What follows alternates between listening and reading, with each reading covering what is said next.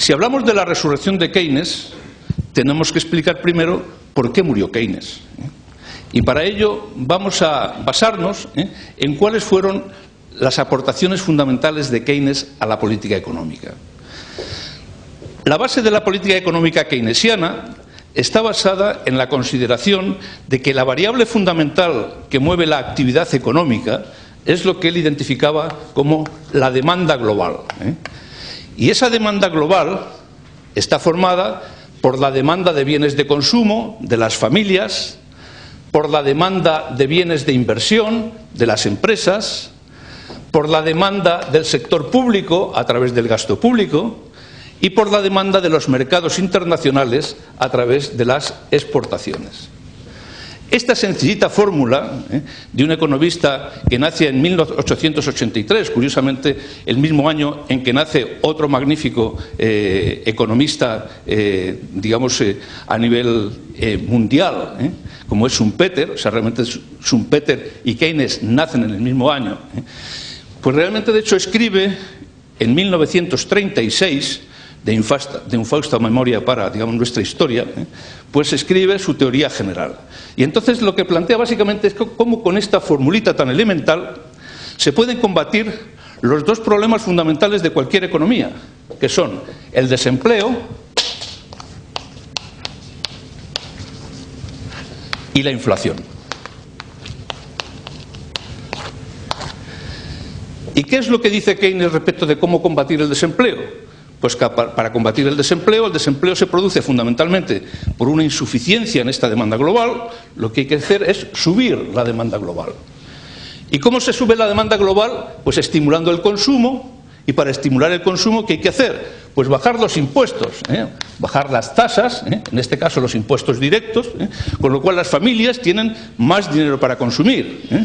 O bajar los tipos de interés, bajar el coste del dinero para que los empresarios inviertan más, o aumentar el gasto público a través de la administración pública, los presupuestos generales del Estado, para que se hagan más escuelas, más hospitales, etcétera, y fomentar las exportaciones mediante una disminución del tipo de cambio. Estas son, digamos, las recetas básicas para combatir el desempleo. ¿Y para combatir la inflación? Pues lo contrario, la inflación se debe a que realmente la demanda es excesiva. Los precios suben porque sube la demanda. Y entonces lo que hay que hacer es articular medidas para controlar esta demanda global, bajar la demanda global. Y para bajar la demanda global, ¿qué hay que hacer? Pues bajar el consumo. ¿Cómo? Subiendo los impuestos. Bajando la inversión, subiendo los tipos de interés. Disminuyendo el gasto público, que es el que hacen las administraciones, y promoviendo una elevación del tipo de cambio.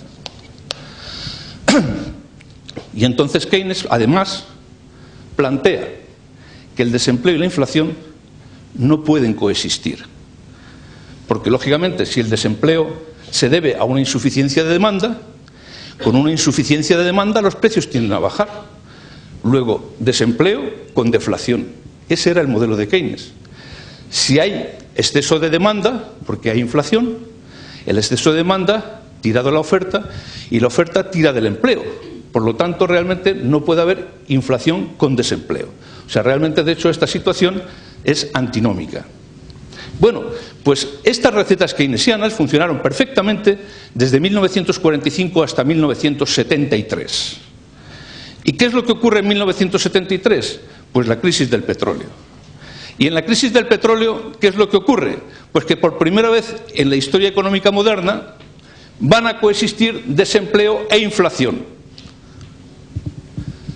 cosa que no había previsto Keynes. ¿Y cómo es posible que realmente coexistan desempleo e inflación? Pues sencillamente porque la inflación que aparece en 1973 no es una inflación de demanda, como la que había previsto Keynes, sino es una inflación de costes. Los precios suben porque suben los costes de la energía, los costes del petróleo, y esos costes que llevan el barril de petróleo de $2 el barril a por encima de los $35 el barril, hace que realmente, digamos, sean los costes los que van tirando de los precios, y que incluso con una situación de insuficiencia de la demanda, de recesión económica, los precios sigan subiendo. entonces se nos ha transformado la inflación de demanda en inflación de costes. Y claro, ya Keynes no da respuesta a cómo combatir la inflación de costes. Y además coexisten los dos problemas de desempleo e inflación. Y Keynes queda arrinconado. Las políticas keynesianas son sustituidas por las políticas liberales, fundamentalmente de Milton Friedman, las denominadas políticas de oferta, que consideran que el presupuesto, digamos, público debe ser neutral, ingreso igual a gasto público, que solo se deben manejar los tipos de interés para mejorar la economía y que, sobre todo, el énfasis debe pasar de lo macroeconómico a lo microeconómico. Es decir, si vamos a combatir los costes de producción se combaten a nivel de empresa, Hay que realmente combatir la subida de costes salariales, la subida de costes de producción a través de la innovación, a través de la productividad, a través de la mejora de la competitividad, a través de la calidad del servicio postventa, etcétera. Realmente, de hecho, entramos en la economía de los intangibles y en la economía productiva a nivel de empresa. Por lo tanto, realmente nos encontramos con que el énfasis de las políticas económicas pasa de lo macro a lo micro, Milton Friedman realmente se convierte, digamos, en la referencia de la política económica y Keynes queda arrumbado. Muerte de Keynes. Pero llega el año 2008 y Keynes resucita. ¿Por qué resucita Keynes? Pues porque la nueva situación que se ha creado hace que realmente la situación de desempleo no coexista con una situación inflacionaria, sino con una situación deflacionaria. Actualmente existe desempleo con deflación. El paro coexiste con una bajada de los precios y la deflación puede ser tan peligrosa como la inflación. Porque realmente la deflación, si realmente genera una expectativa de que los precios van a ir bajando, se demora el consumo y además los precios pueden bajar tanto que bajen por debajo de los costes de producción y entonces si los precios bajan mucho las empresas entran en pérdidas y realmente de hecho se corre un riesgo económico extraordinario. Entonces, como el desempleo y la deflación son la base de los problemas actuales, Keynes sí tiene la respuesta para combatir simultáneamente los dos problemas, desempleo y deflación, que es estimular la demanda global.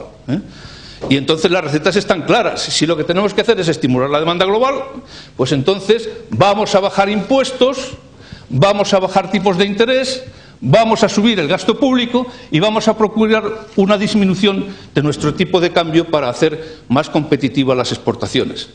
Y estamos matando dos pájaros de un tiro. Keynes ha resucitado. ¿Cuáles son, y con esto voy a terminar ya, las limitaciones del modelo keynesiano en estos momentos?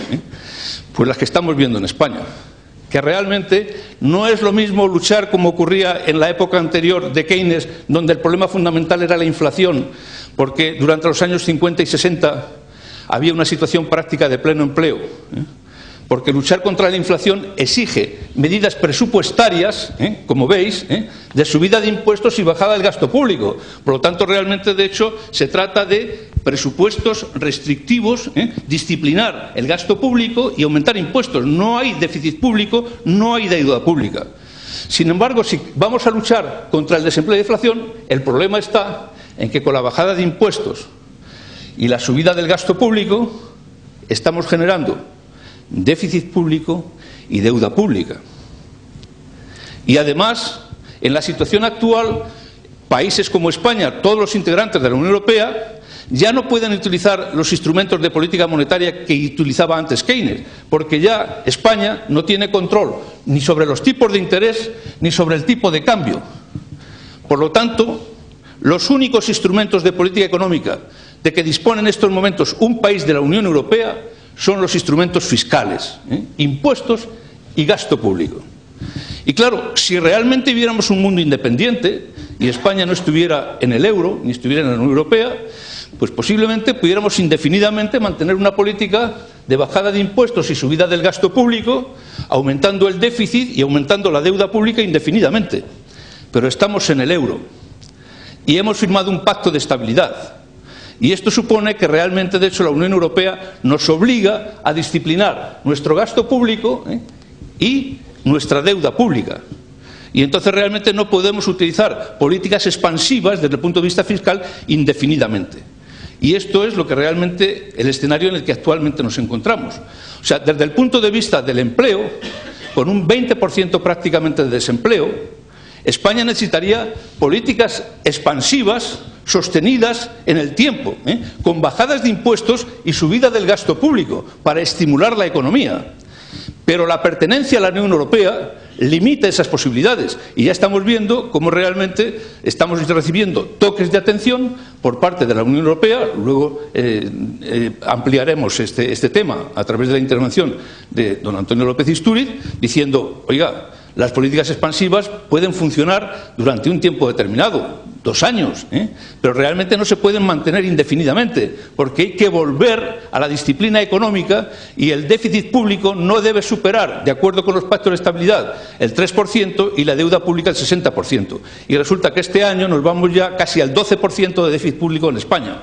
Entonces realmente nos encontramos con un desempleo al que habría que aplicar unas medidas de carácter expansivo de acuerdo con la política keynesiana, pero donde realmente el despilfarro económico realizado en el gasto público durante los años anteriores, con medidas como lo de los 400 euros o como las medidas del cheque bebé, pues realmente están haciendo que se nos haya disparado el gasto público, ahora tengamos que disciplinarnos y entonces observáis que si realmente de hecho lo que tenemos que hacer ahora, de acuerdo con la Unión Europea, es subir impuestos y bajar gasto público, ¿qué es lo que estamos generando? Más desempleo. Y esta es, digamos, este es el nudo gordiano en el que se encuentra sumido en estos momentos la economía española, de difícil solución, porque realmente, de acuerdo con la ortodoxia económica, tendríamos que tener políticas expansivas, pero de acuerdo con nuestros compromisos con la Unión Europea, tenemos que tener políticas restrictivas. Y aquí ya, hasta aquí llega la teoría, ahora llega la política. ¿De acuerdo? Muy bien, muchas gracias.